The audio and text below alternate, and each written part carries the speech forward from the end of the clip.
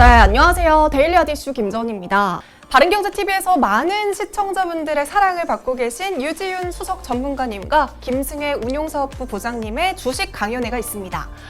들어보니까요, 강연의 내용이 굉장히 알차고요. 또 식사도 함께 제공이 된다고 합니다. 9월 18일 금요일 여의도에서 진행이 될 예정이고요. 화면 왼쪽 상단의 번호로 강연회라고 문자 보내주시면 시청자분들 중에서 50명을 추첨해서 여러분을 초대하겠습니다.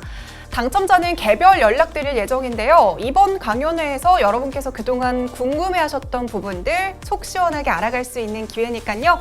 지금 늦기 전에 지금 바로 문자 보내주세요. 먼저 아래 자막으로 나가는 오늘의 키워드 확인해 주시고요. 그럼 8월 11일 데일리아디 이슈 시작하겠습니다. 먼저 간밤 뉴욕 증시에서 주요 지수는 코로나19 확산 둔화와 신규 부양책과 관련한 이슈로 혼조세를 보이면서 마감했습니다. 네, 이날의 첫 번째 미 증시 이슈는 미국의 신규 부양책입니다. 미국의 신규 부양책에 대한 시장은 긍정적인 반응입니다. 도널드 트럼프 대통령은 지난 주말 실업보험 추가 지원 규모를 주당 600달러에서 400달러로 감액한 것을 포함해서 급여세 납부를 유예하는 방안 등을 담은 행정 조치에 전격적으로 서명을 했습니다. 네, 이번 조치가 의회의 권한을 침범한 것일 수 있다는 지적이 제기되고 있기는 하지만요. 의회의 부양책 합의를 촉진시킬 수 있다는 기대도 함께 커지고 있는 모습입니다. 또한 스티븐 무누신 재무장관은 합리적인 수준이라면 부양책 규모를 키울 의향이 있으며 이번 주 합의를 희망한다는 견해까지 나타냈습니다. 네, 두 번째 미 증시 이슈는 코로나19 확산세 둔화입니다. 코로나19 확산세도 둔화하고 있습니다. 월스트리트 저널은 미국의 코로나19 확산세가 둔화한 점이 투자 심리를 지지했다고 보도했습니다. 존스 홉킨스 대학에 따르면 전날 미국의 코로나19 신규 확진자 수는 4만 7천여 명으로 일주일 새 최저치를 기록하면서 바이러스가 통제될 수 있다는 낙관론이 부상하고 있습니다. 여기에 노버백스에서는 개발 중인 코로나19 백신의 마지막 3차 임상시험이 이르면 오는 9월 말에 진행이 된다고 발표를 하면서 2021년 초에 대규모 백신을 생산하기 시작해서 연간 총 20억 회분 이상의 백신을 충분히 생산할 수 있을 것이라고 전했습니다. 네, 마지막 미 증시 이슈는 미중 갈등도 계속해서 이어지고 있다는 소식입니다. 중국 외교부는 이날 마크르 루비오 상원 의원을 비롯한 미국 정치인과 비정부기구 인사 11명을 제재한다고 발표를 했는데요. 미국이 캐리람 홍콩 행정장관 등을 제재한 것에 대한 보복으로 풀이가 되고 있습니다. 양국은 오는 15일 1단계 무역합의 이행 상황을 평가하는 고위급 회담을 열 예정인데요.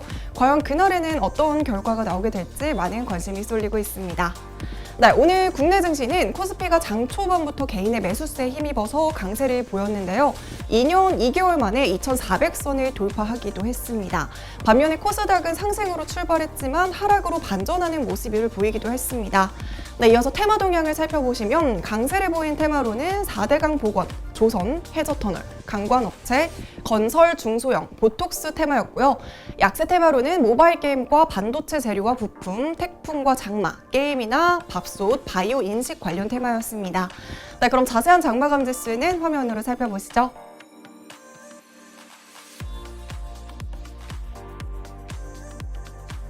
네, 이어서 국내 경제 이슈 알아보겠습니다. 오늘의 국내 경제 이슈는 리츠주들의 상장 연기 소식입니다. 최근 공모주 열풍이 엄청납니다. 그중 제약바이오 업체나 2차전지 관련 기업들 가운데서 따상을 기록한 종목들도 종종 있는데요. 하지만 이와는 반대로 올해 증시 입성을 준비하던 리츠의 상장 일정은 줄줄이 연기되고 있습니다. 게임과 바이오, 인터넷과 2차전지와 같은 성장주로 투자자들의 관심이 쏠리면서 리츠 투자 심리가 냉각되자 기업 공개 일정을 조정하고 있는 겁니다. 업계에 따르면 서브 T&D는 다음 달을 목표로 준비해온 신한 서브 T&D 리츠의 상장 시기를 10월에서 11월로 미루기로 결정했는데요. 역시나 리츠의 인기가 떨어지고 있는 여파가 가장 큽니다. 코로나19로 폭락했던 증시가 오늘만 해도 코스피가 2,400선을 돌파하면서 빠르게 활기를 되찾고 있는 과정에서 게임과 바이오, 인터넷과 2차전지 등 성장주의 인기는 치솟고요. 반대로 배당주인 리츠에 대한 관심이 급격하게 줄어들고 있는 상황입니다. 실제로도 상장 리츠 중 시가총액 1위와 2위를 달리고 있는 롯데리츠와 신한 알파리츠 주가는 올 들어서만 17.2%와 14.7%씩 하락했습니다. 네, 공모시장에서의 냉기도 다르지 않은 상황인데요. 올해 상장한 이지스 밸류 리츠, 그리고 이지스 레지던스 리츠와 미래에셋 맵츠 리츠, 그리고 JR 글로벌 리츠는 청약에서 저조한 경쟁률을 기록했습니다. 또한 국내 첫 해외 부동산 리츠인 JR 글로벌 리츠의 경우에도 일반 청약에서 대규모 실권주가 발생했을 정도로 투자자들의 관심을 끌지 못했고요. 이들 리츠는 상장 이후에도 주가가 줄곧 공모가를 밑돌고 있습니다. 그리고 리츠의 최대 강점이었던 배당 수익률마저 한 자릿수인 데다가 최근 주가 흐름까지 부진하자 리츠 소외 현상이 더욱더 두드러지고 있습니다. 네, 그럼 본격적으로 오늘의 종목 살펴보겠습니다. 과연 어떤 이슈들이 있었을까요? 네, 먼저 첫 번째 종목은 삼성바이오로직스입니다. 삼성바이오로직스가 인천 송도에 1조 7,400억 원을 투자한다는 소식에 7% 넘게 급등하면서 장중에 83만 원을 터치했습니다. 삼성바이오로직스에서는 개장 전 바이오 의약품 생산시설 확대를 통한 경쟁력 강화를 위해 인천 송도의 바이오 의약품 생산을 위한 4공장을 신설한다고 밝혔습니다. 삼성바이오로직스가 80만 원을 돌파한 것은 지난 6월 11일에 80만 5천 원의 종가를 형성한 지 2달 만입니다. 이번에 삼성바이오로직스가 인천 송도에 건설할 4공장은 단일 공장 기준으로 세계 최대 규모의 바이오 의약품 생산 공장이 될 것으로 예상되고 있습니다. 원래는 기존 3공장이 단일 공장으로 세계 최대 규모였는데요. 이 기록을 다시 경신하게 됐습니다. 4공장의 총 연면적은 약 7만 2천 평으로 1, 2, 3공장의 전체 연면적 23만 제곱미터에 육박합니다. 한마디로 정리하면 상암 월드컵 경기장의 약 1.5배에 달하는 규모입니다. 네, 그럼 이렇게 커다란 공장에서 도대체 무엇을 하게 될까요? 이곳에서는 세포주 개발부터 공정 개발, 임상 시험용 물질 생산, 상업 생산을 위한 완제품 생산 등 모두 할 수 있는 대규모 시설이 될 예정입니다. 투자 금액은 1조 7,400억 원이지만요. 향후 제2 바이오 캠퍼스 부지까지 확보가 된다면 전체 투자비는 2조 원을 웃돌 전망입니다.